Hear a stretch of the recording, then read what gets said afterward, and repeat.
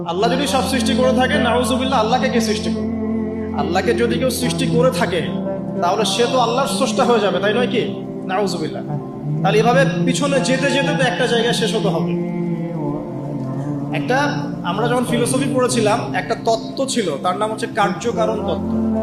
কার্যকারণ তত্ত্ব মানে হচ্ছে প্রত্যেকটা কাজের পিছনে একটা কারণ থাকে। ঠিক আছে? এই যে ব্যথা হচ্ছে কেন, কোন একটা কারণ আছে। জ্বর কেন, একটা ভাইরাস আছে। মানে প্রত্যেকটা বিষয়ের পিছনে একটা কারণ আছে। এই কারণ যদি আপনি সার্চ করতে যান, এটা কেন এই কারণে, ওইটা কেন এই কারণে, ওইটা কেন ওই কারণে, এই করতে করতে করতে আপনাকে একটা জায়গায় গিয়ে থামতে হবে। আর সেই মহান সত্তার নাম কি?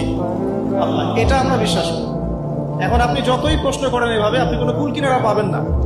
এই জন্য নবী সাল্লাল্লাহু আলাইহি ওয়াসাল্লাম বলেছেন, যখনই তোমাদের মধ্যে এই চিন্তা আসবে যে আল্লাহ পাক সবকিছু সৃষ্টি করেছেন, তাকে আবার কে সৃষ্টি করবে, তখন আউযু বিল্লাহি মিনাশ শাইতানির রাজিম